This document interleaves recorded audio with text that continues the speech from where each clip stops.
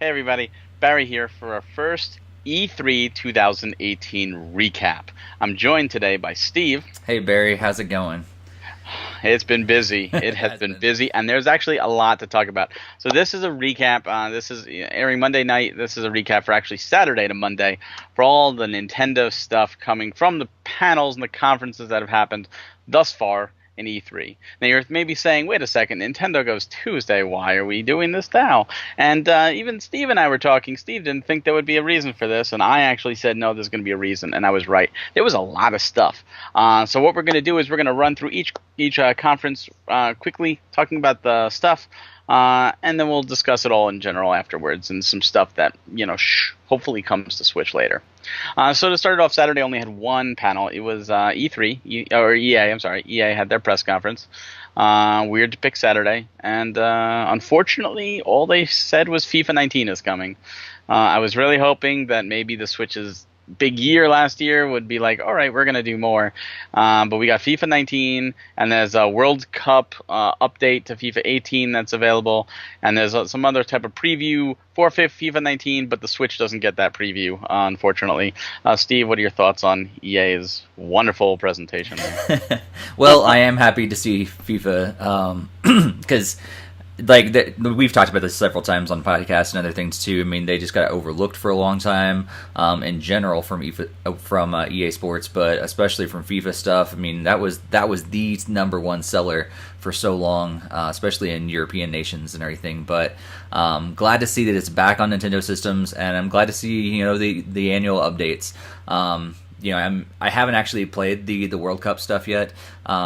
But I probably will. Like once the World Cup time comes around, and all of a sudden it starts getting me back in the soccer mode, and I start firing it up again. Which is coming really soon. So yeah, I'm excited to see another one. I don't know if I would go out. I'm also not like a super I don't know, a guy that goes out every annual edition of a sports game. I usually go maybe every 2 or 3 years or something like that, because they don't change enough every year for me to go after it. So I'm excited to come, but at the same time, if I don't get a review copy, I'll probably wait till 2020 or 2021 before I get another edition.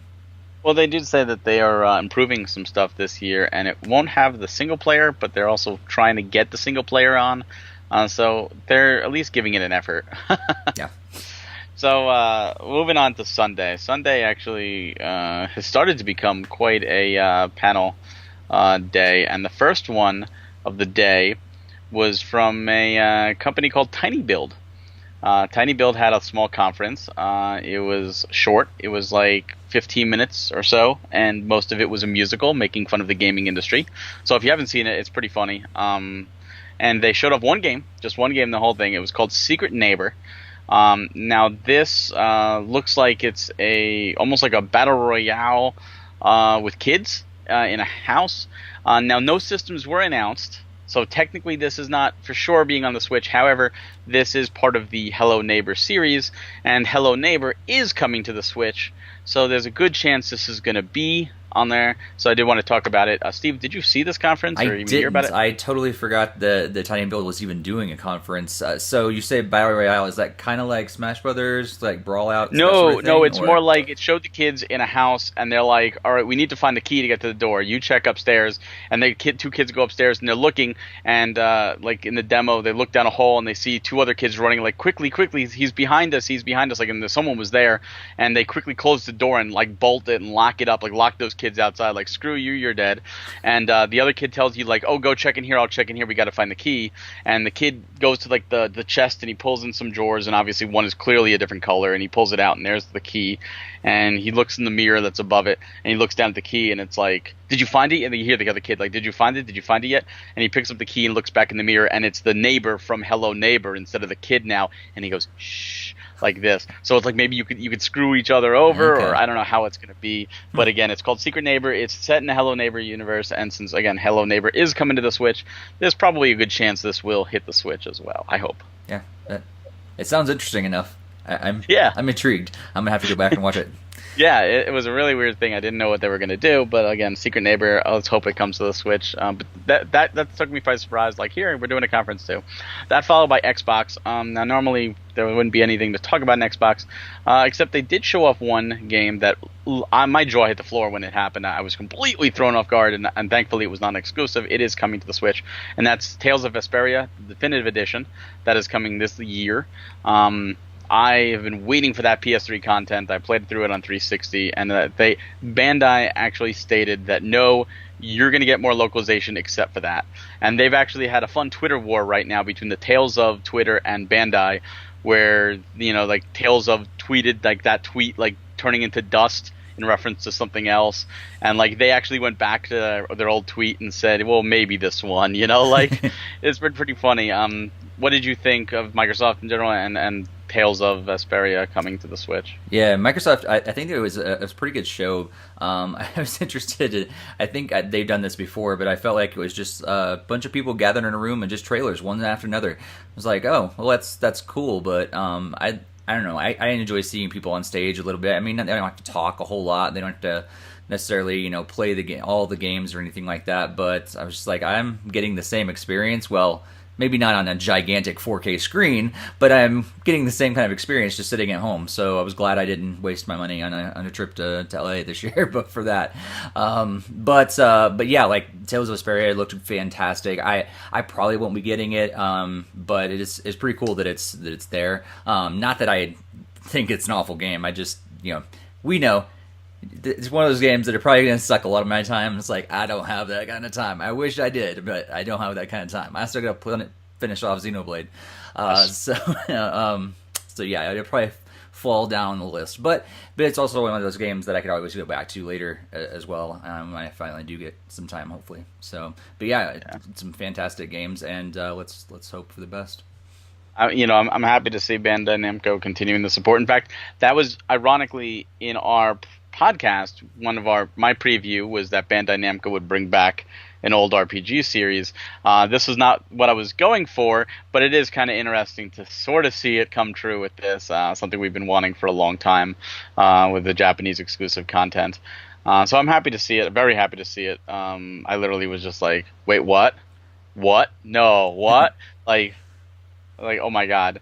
But yeah, the other thing that they did show off, which isn't unfortunately coming to the Switch, but maybe Nintendo will talk with them, is Battletoads is coming back. So maybe there's a chance Nintendo and Microsoft can get in bed or something and bring this out. I doubt it, but I know a lot of Nintendo fans are very big Battletoads fans. And Minecraft's on there, so who knows? And exactly, Minecraft, which they did state today that there will not be a Minecraft 2. They're just going to keep adding stuff. So because Minecraft's on there, and speaking of Minecraft, Minecraft is now Microsoft because Microsoft bought Mojang. Microsoft announced right at their conference they bought 5 more studios. One of them is We Happy Few studio, which is still coming to other consoles because it's not published by Microsoft. But Ninja Theory was the big one, and it's just like, oh man, like they're just buying them up now. Like, and when I see that, I think to myself, why isn't Nintendo doing that to Platinum? Why? They did it to Retro, they did it to Monolith Soft. And Retro and Monolith Soft are 2 of their biggest companies now. Why aren't they doing it to Platinum? Why aren't they going out and doing this to some of their Nindies? Some of these Nindies that they show off in the showcase, like Bishop Games, for example, with Lightfall. They got exclusivity deals. Why don't you just go in and picking up these studios? There's talent there. So it kind of like seeing that just made me mad that Nintendo has not done this yet for some other studios. Yeah, I have mixed feelings on it. Like, because I see the pros of the fact that that would be awesome to get some exclusive deals and everything, and they can pour more money into them and hopefully make them better developers and get better games and everything. But at the same time, it's kind of unfortunate. Like when Microsoft just bought these up, I'm like, oh well, there goes those games for chances of getting them on Switch. So I kind of while I like the Switch, I also would like for some of these games, a friend that doesn't have a Switch but has a Xbox One or whatever. I like the fact that hey, they can still have this experience. So I don't know. I guess I land on both sides of the fence on that one. Yeah, and you know what? That's very true. I mean, and I'm kind of biased because I do have all the systems, so I can still play all the games. But deep down, I want to see Nintendo start being a little bit more savvy Like it's almost like Microsoft and Sony are truly going head to head, and Nintendo's just like prancing around in the background picking flowers. Like, come on, like this is still a business. This is, you're out there to make money. Like the stock, the people who have stock in your company want you to make money. I'm one of them. I am invested in Nintendo. I actually have money in the system. I want to see Nintendo do well. In addition to just being my job. But yeah, and I don't know. I can, again, I see both sides of the coin, but I do want to see Nintendo be a little bit more cutthroat, or in terms of snatching up talent and getting those exclusive games at the very least. So after we wind up going down to Bethesda. Bethesda was almost the last for the day, and I had high hopes for Bethesda going in, because Bethesda has been probably the number one third party out of the blue that we've had on the Switch, and they honestly did not disappoint. They did not. They came out. The Fallout Shelter is available right now for free on the Switch. This came out last year on mobile, but now it's available. Wolfenstein 2, which we knew about, is still shown off. It's coming June 29th. June 29th. So close. Wolfenstein 2 is coming. You have Elder Scrolls Legends, which is their card game. That is now coming in 2018 for the Switch. They showed off a really impressive Elder Scrolls mobile game called Elder Scrolls Blades. That is right now launching on mobile on Google and iPhone, but is coming next year to consoles, and Switch was mentioned, so Switch is getting that system.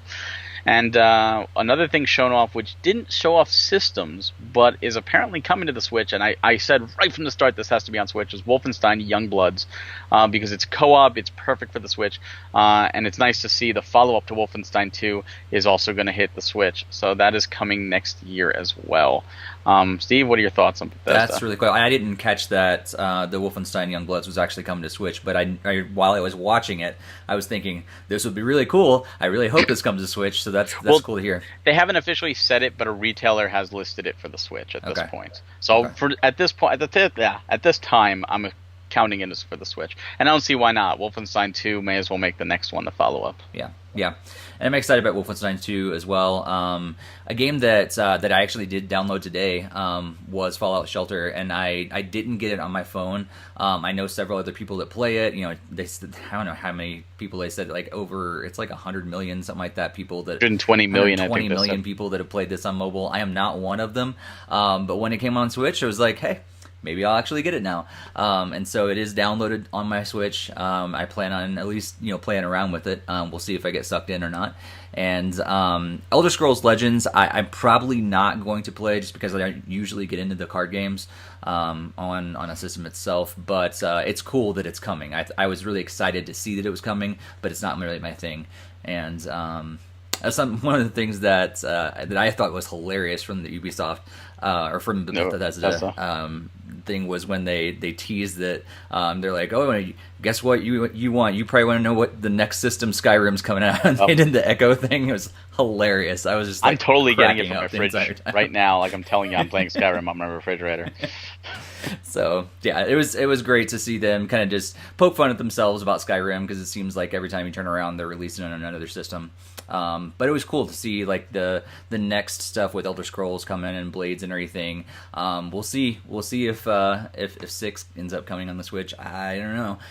Nobody thought Skyrim was going to come, but it eventually did. So it might take 10 years, but eventually maybe we'll get Elder Scrolls 6 on the Switch.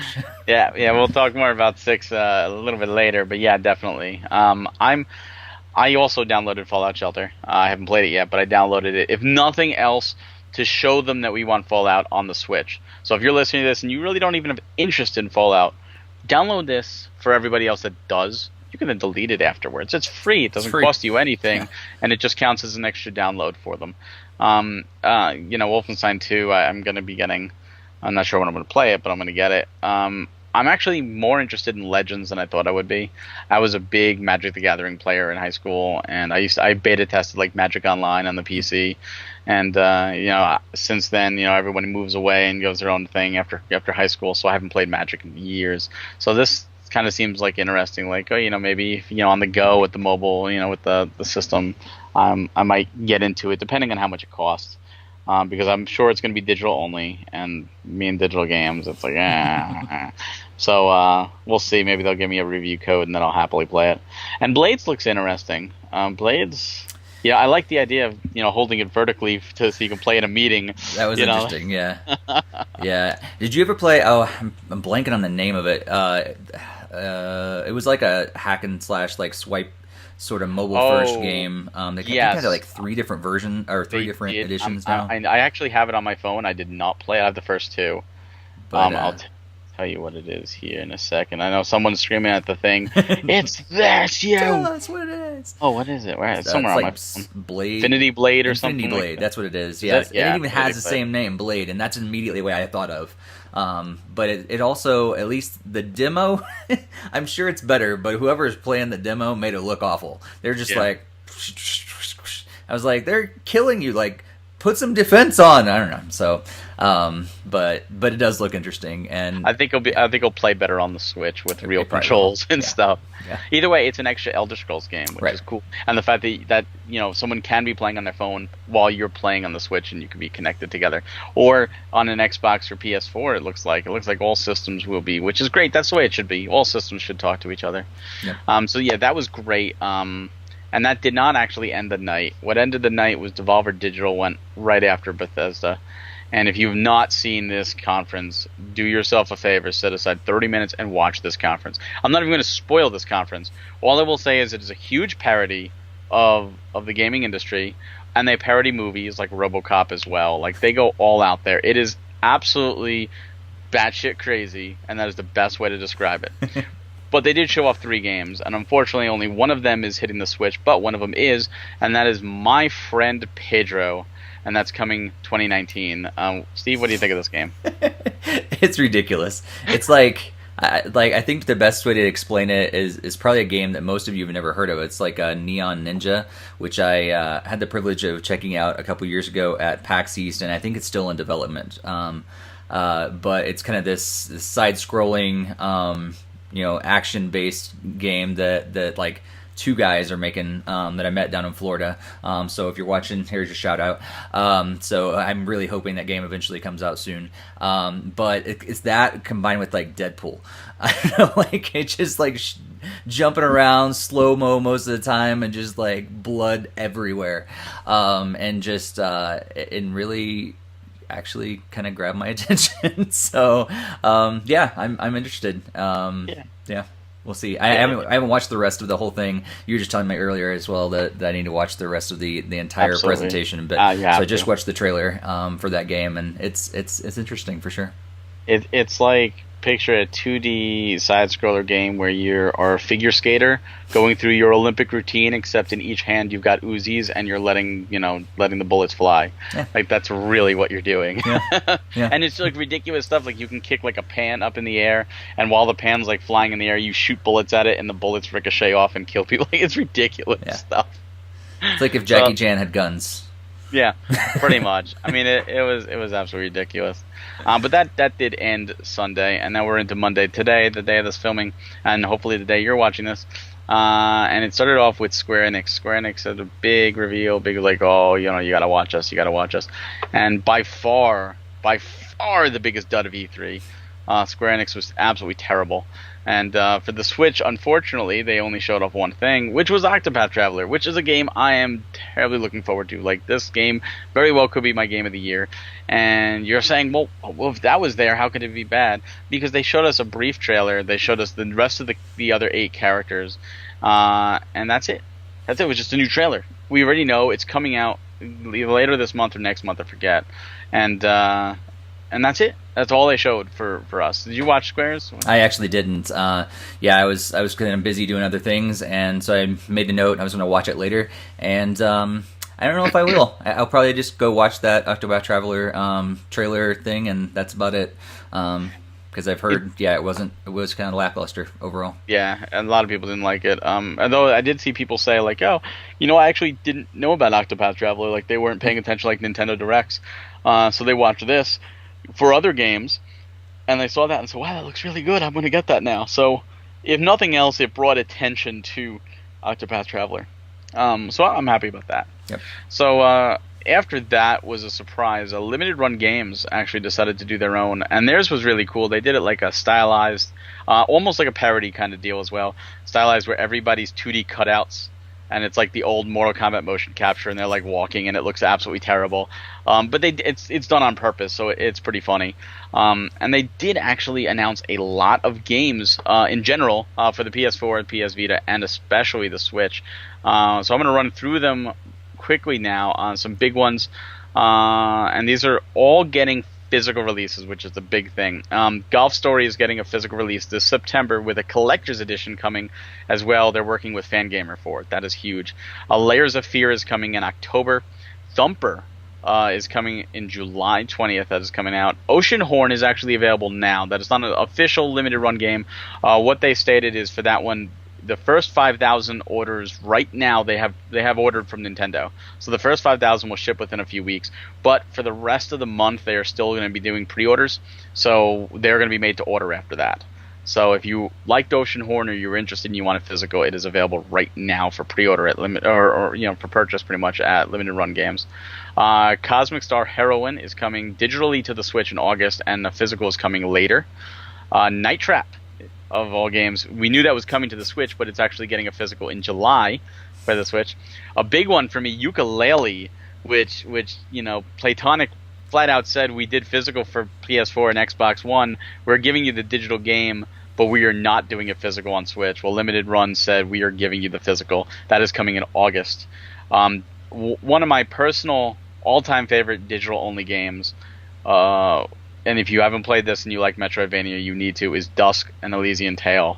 That is coming. We don't know when, but it is coming to the Switch, and it's coming physically to the Switch, so like digital and physical. And if you have not played this game, you need to. This was made by one person, and it's beautiful, and it's just amazing. If you like Metroidvania games, this is a game like Game of the Year style. It is that good. And afterwards, they had a little Q&A, and they did tease another game that was not part of it, which is Saturday Morning RPG 2. They actually stated, because they made Saturday Morning RPG, they stated that the Switch version sold so well, that it actually generated interest, and they're going to be doing, or at least tossing around doing a sequel. So that may actually come as well. Now, for anyone who hasn't ordered from Limited Run before, and you probably have heard some horror stories, know that with their Switch releases, they put them out for 2 weeks for pre-order. They are unlimited pre-orders. They will be made to order. So you don't have to rush and, oh my god, I'm going to miss it. You have 2 weeks to just get your order in, which is great. And they're doing it with every single Switch release. Collector's editions are not the same, but at least the standard game you can get. So if you are interested, they had a couple which are now sold out. But these ones are not going to be smaller numbers. Steve, I know you didn't watch Limited Runs, you looked over, but what are these titles like? How are these for you? Yeah, because I'm not a huge collector, most like these games being out already and everything, they weren't like too exciting to me. Well, some aren't. Some are right. Actually from them. They're from them. So, but the biggest one that did surprise me was Yooka-Laylee. As soon as I saw it, I was like, wow. Okay, wow. I did not expect that one at all. So, that's one that I was excited about. Oceanhorn, we talked about that before. I'm actually just now playing through that digital, and so I probably won't end up getting it limited, in the limited run version. But I'm excited, to see a lot of these games. We talked about Night Trap before. I just think it's weird that they're doing it. I'm wondering how it's actually going to sell. I know it's going to sell, but I don't know like how many. I'm just really interested in it. And then Golf Story keeps popping up over and over. And I know Mike is on our team is a huge fan of Golf Story, and it keeps popping up now with this limited run release and everything. And so it might be one of those that I eventually will go to and play, because I just keep hearing more and more about it, and everybody talks about it. And honestly, in the beginning, I was like, why is this game so popular? But everybody I talk to that's played it loves it, and so I was like, okay, maybe I'll eventually get it as well. But yeah, none of them are probably going to be ones that I order the limited run version. But that doesn't mean that I'm not excited that these are coming out. I think it's really cool, especially for collectors like you, Barry, that they really want these physical versions. This is really cool. What about games that they announced that are at least coming digital that they weren't there, like Cosmic Star Heroine and Dust and Ecclesian Tale, and those neither of those. I think Layers of Fear wasn't announced prior to either. Those ones that they are actually like, hey, we're actually putting these out or working with the publishers to put these on Switch as well as the physical, because some of them they're actually doing that. Yeah. Or do those interest you at all? Like, did you play Dust before? I haven't, no. And Oh. and now that you're saying that, I was like, oh, okay, I want to add that to the list of all the games that Barry's told me I should play.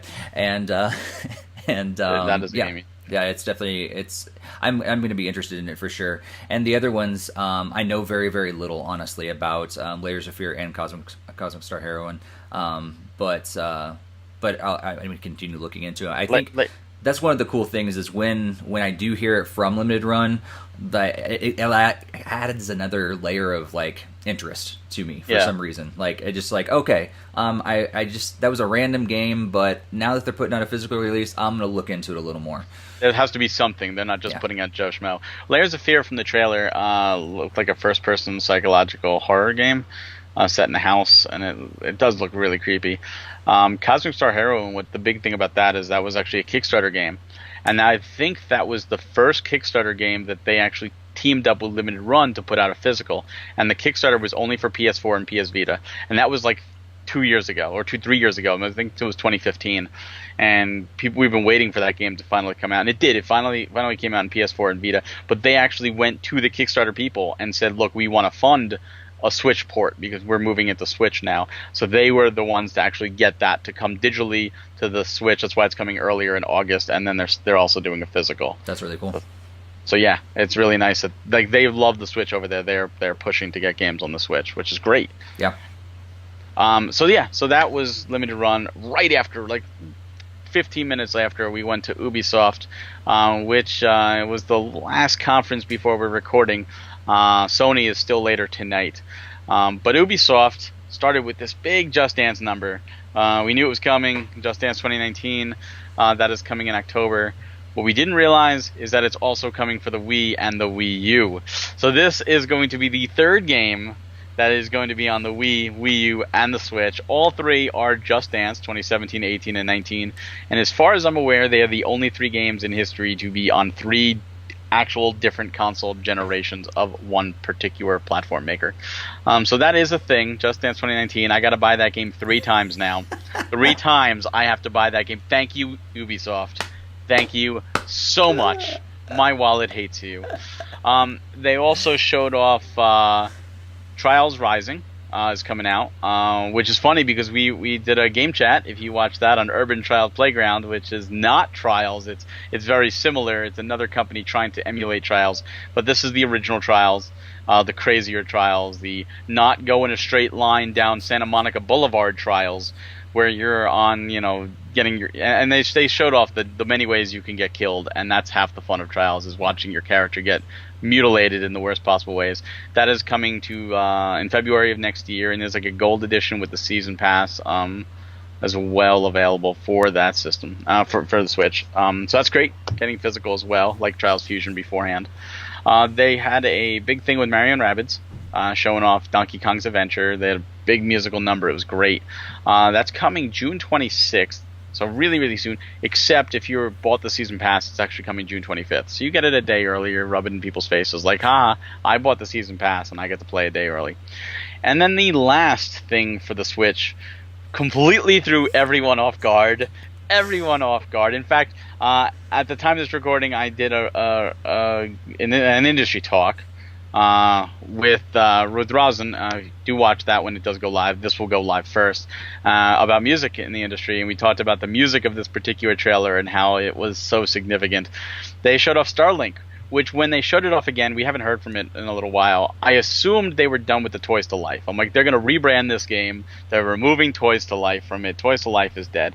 Well, not only are they not removing the Toys to Life aspect of it, they added a brand new one that now has to be bought only for the Switch, exclusive Star Fox. Star Fox is going to Starlink. It did show only Fox McCloud and only a Fox figure, but it did show in the trailer the other 3 R-Wings, and Fox does say, let's get them, boys. So it's assumed all 4 are going to be there. Super Nintendo sound effects are included, maybe. at least in the trailer. The remix music, according to the box art, it says like exclusive story content. So it looks like there will be a Star Fox base story only on the Switch version. Totally threw me for a loop. Maybe we're getting Star Fox Zero port as well to coincide, or Ooh, if it you just have needs hope, to be remade, not port. yeah, remake for sure. But if you have any hope of a brand new Star Fox like for the Switch, this kind of kills it because I don't think they're going to do that. I think this is like the supplementary in the meantime, but it looks fantastic, at least for me. Steve, what do you think of Ubisoft's presentation? Yeah, well, we gotta talk about Starlink first, and I totally had forgotten about this game, honestly. At first I was like, oh yeah, I forgot about that. And then, they did it perfectly. You hear the sounds, I'm like, did I hear what I think I heard? Yeah, that was SNES Star Fox. Yes, and I was like, oh, it's great. So yes, I am. People know that I'm a big Star Fox fan, and I hated Star Fox Zero. But it's going to get me to buy this stupid game and the stupid toys. And luckily, I think I'm moving to a bigger place soon. So at least maybe I'll have room for them. But they're taking my money again. Yeah, you got it. It comes in the starter pack. You get the R-Wing instead of the standard figure. And I don't know if you saw the R-Wing. What it does is it sits on this black plastic thing, and you put the Joy-Cons in. So instead of a base, you're actually going like this with it and stuff. Oh man. I'm still on the fence of if that's cool or if it's cheesy, but maybe it's both. But yeah, so yes, they'll be getting my money for that one just because they stuck Star Fox. I was going to totally ignore the game. Like I said, I forgot it, and then all of a sudden Star Fox began, and dang it. And he looks good too. The Fox model looks good. Yeah, it does. Maybe the little story version in there is what we should have gotten for Wii U on Star Fox. But anyhow, So I think Just Dance on there is hilarious. I guess because they keep doing it either because it's dirt cheap to do it, or they actually sell copies. And more than just your one for your collection. So they have to. Because people are still buying Wii games, I guess. So just keep popping them out there. I mean, I guess it's money for them. So that's crazy. And then Trials Rising, I think, was cool because I didn't really enjoy the other game that we played. I think it could have been better, and this is better. And Mario & Rabbids is cool. I love the orchestra time on there and everything. That was really, really good. But I have not actually, I don't own or have not played Mario plus Rabbids, and so I won't be getting the DLC either. You need to. I just watch other people play it because I still think it's weird. I know it's weird, and it's weird on purpose, but I'm not a huge fan of the Rabbids in general. A lot of people aren't, and they played this game and said they were fine with the Rabbids in it, and I agree. Yeah. I like the Rabbids, not to the point that I watched the Nickelodeon show, yeah. But when I played this game, the charm just won me over. It was funny. It was really good. So. You do need to give it a try. I mean, come on, you gotta give it a try. They need to put a demo out so I can play. Yeah, they should, at least at this point. But yeah, so there are a couple games that they did show off in different cons that I personally feel should be on the Switch. And we'll talk a little bit about them here. Two of them actually have quotes. The first one is Madden 19. I'm not a Madden player, but I think the Switch needs Madden. Yep. And they were asked, why is this not there? And they're quoted as saying, "We always think about every platform out there. It's really a decision.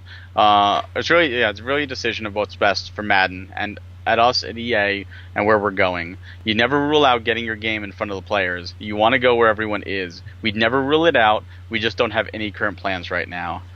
Which means they just don't pay attention to what people are buying at all. They're like, we want to go where people are, so we're going to ignore the fact that Switches are selling like crazy.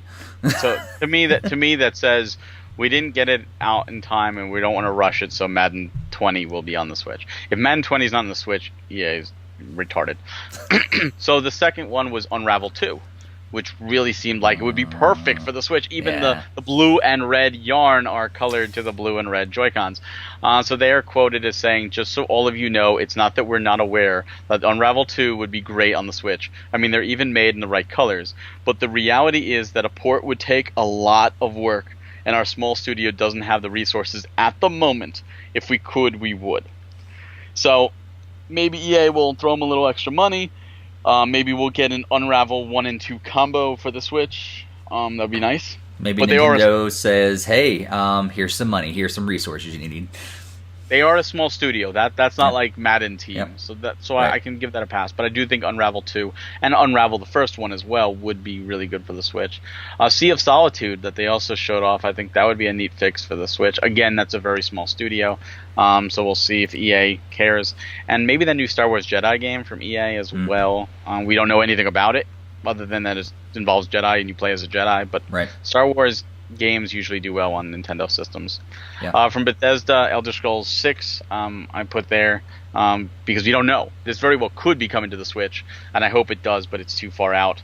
And that also goes with Starfield, which they also showed off. That's again coming later, so hopefully that hits the Switch. Doom Eternal was not announced as far as I'm concerned what systems that's coming to. So that again could be coming to the Switch, but I think it should, especially Doom did really well on the Switch. And if Wolfenstein Youngbloods comes, the follow-up, then Doom Eternal should. That makes sense. And Fallout 76 is the other one I put. I think that'd be great on the Switch. There's an audience. They put Fallout Shelter, so it's not like we won't put Fallout on the Switch. And another reason why I say go download that game if you have no interest in it, just to show them there's interest for the rest of us. Yep. For limited run, they did a lot of them, and a lot of them will most likely come to the Switch after. That's the way they do it. A lot of their Vita releases right now are ones that already came on the PS4. And I know right now they're a little bit more focused on the Vita just because Sony's like, oh yeah, we're done making Vita games after this year. Like you will not be able to make any more physical games. So I know they're kind of rushing while they have that deadline, and I'm not upset about that. But one game they did show at the end was Double Switch. Which is a remake of a Sega CD game that is coming to the PS4 and Vita. It's another FMV game like Night Trap, and since Night Trap went PS4 and is now coming to the Switch, hopefully Double Switch does follow suit. And for Ubisoft, I put Assassin's Creed. We didn't get last year's. Will we get this year's? Probably not, but we should. Skull and Bones, and For Honor. It'd be nice. One thing I do want to say is that just watching some of these panels and these conferences, it's sad to see so many games like, yeah, that won't be on the Switch. Yeah, that won't be on the Switch. Yeah, that won't be on the Switch. And they should. I miss the days when it was on all three all the time. And I think it's because Nintendo wants to do their own thing, which granted works for them, but it does. The gamers, if we didn't have other systems, we would be missing out on all these. And Assassin's Creed was on the Wii U. We had 3 and 4. And now it's gone. And the DS. The DS had an Assassin's Creed as well. Yeah. Skull and Bones. I mean, I don't see why that couldn't work on the Switch, even if it was lower resolution. But again, it all depends on, doing a different engine. So those are just the ones I wrote down. There are other ones. Digital Devolver had Heavy Metal finally getting over from Software is finally coming to the States on PS4 and Xbox One. That's a port of an Xbox game. I mean, that could easily go on the Switch. But it's not right now. So, what did you think? What are those or any others you saw? Yeah, I agree. I had Fallout 76 as well, and I've never, I've just kind of watched from a distance from the Fallout games and just saw that everybody goes crazy about them and everything. I just recently got the other systems. I had a PS4 for a while, but didn't really play it. Just got my Xbox within the last couple years, and so Fallout games are ones that I haven't really been to. But 76 seems like something like, oh, that's a perfect. It's time to step into the whole franchise because of it being a prequel and everything. So I'm hoping it does come. If it doesn't, I'll probably end up getting it on another system. I was thinking, I would love for Kingdom Hearts to come back to Nintendo as well. Kingdom Hearts 3 looks really cool. There's so much more Disney content. It looks so crazy, and that's one of Microsoft. Yeah, Kingdom Hearts has never been on Microsoft, but has been on Nintendo. Yeah. So that'd be cool. I still think it's weird. There's some more DLC for Cutboy. I don't know why Cutboy is not on Switch. Microsoft paid for it. I guess so. So, but still, it seems like it's a shoe-in. It's like a perfect game to put on there, and I still think it's weird that it's not. But oh well. I mean, that's what money does sometimes. So. Yeah, some other things I forgot about. Square's Tomb Raider. I'd love to see Shadow of the Tomb Raider. Just Cause 4, I'd love to see on the Switch. I think those would be great. And they showed off the new Life is Strange, Captain Spirit. I think it could work on the Switch. I could easily work on the Switch. And while you're at it, bring over Life is Strange, both seasons, Yeah. To me, I think it's just money. Money. It depends on how much it costs, and it really depends on how easy it is to port. In another industry talk, we were talking about Super Rare Games, and he was talking about how some systems it's just like, oh, you want this on PS4? Well, we have it. Well, what about Xbox One? Push a button. You want it for Switch? Oh, you can't just push a button. And it takes a little more time and more resources, and some studios just don't want to do that, which is sad because the Switch is selling really well. Right. Really well. Yeah. Yeah, I was talking to a friend of mine that is an indie developer, and he was just telling me today, because I guess there's been another handheld that's out there that's kind of rumored, somewhat rumored, but somewhat maybe taking on the Switch. It's basically based on Android, but he was saying how he hopes that it kind of forces Nintendo's hand to kind of open up a little more to developers and stuff. And I was just saying, I was like, wow, I thought they had opened up to developers. And he's like, they have, but not as much as they would really hope they do. And because it's still not exactly the easiest thing to put a game on Switch as it is on some other systems. It's not just a push of a button. And he would like that sort of thing because it makes it better for especially indie developers to get their games on more systems. That means more potential revenue, and also just more potential people seeing their work. One thing I kind of hope they do now, and an example of this is the 3DS. They put out the 2DS, and eventually they started making games only in 2D. Or the new 3DS, where this plays on new 3DS and this one doesn't. I was like, okay. That made sense. Some people are like, oh, you're alienating, and no, you really weren't. What I think they should do is, I think instead of a successor to the 3DS, they should actually make a more successor to the Wii U, in the sense of make a new Switch, like a Switch Pro, and make it system only. Make it actual home console powerhouse, but still use the same carts. And allow developers to put higher power games on there and just say for console use only, not for handheld. And then leave the Switch we have now, as a successor to the 3DS, where you have it portable and you can still dock it and all the games still play. But this way, if they said, oh, you want the new Assassin's Creed, well, the Switch can't handle it. If I could just push it, okay, now you can. Now it's Switch, but it's like Switch Pro only. So will it alienate someone who doesn't want to upgrade? Sure. But you know what? You're not getting it anyway, so you're already alienated. So at least this way, Nintendo can get in there with some of these games. That's true. Yeah, we'll see. I mean, tomorrow's the big Nintendo presentation, so maybe that's what they're going to do. They're going to say, "Hey, here's the Pro." No, not happening. Not even in our predictions. But maybe down the road we'll see. Right now they're still keeping the 3DS alive, although we will not see any 3DS stuff tomorrow, at least not in the Nintendo Direct. But any final thoughts for the first 3 days of E3? The show floor hasn't even opened yet. I mean, this is just all preliminary stuff. Anything else you want to add, Steve? No, not really. I'm just excited for tomorrow.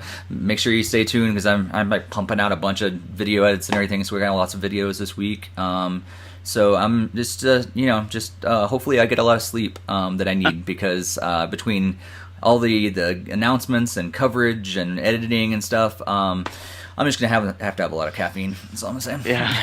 Well, thank you everyone for watching. Please let us know in the comments what you thought about the first few days of E3. Whether you thought the stuff for Nintendo was great. Whether you wanted to see some of the other stuff also on Nintendo. What you prefer. Just let us know. And this is just day one of our recap. Stay tuned tomorrow. We are going to actually have two different recaps. The first is going to be our live reaction to Nintendo's show. That is going to go live shortly after their presentation. Their presentation is again at noon Eastern Time, 9 a.m. Pacific. And so that will go live. And then later in the day, we're going to have another recap like this, where we're going to actually talk about that presentation as well as stuff shown off in the treehouse. And that's also going to be followed by one on Wednesday and Thursday. So all your E3 news is here on NintendoFuse.com. Thank you so much for watching. Please remember to subscribe to our videos and like us and all that jazz. And Steve, thank you for joining me tonight. No problem. I'll see you tomorrow. See you tomorrow. Have a great night, everyone.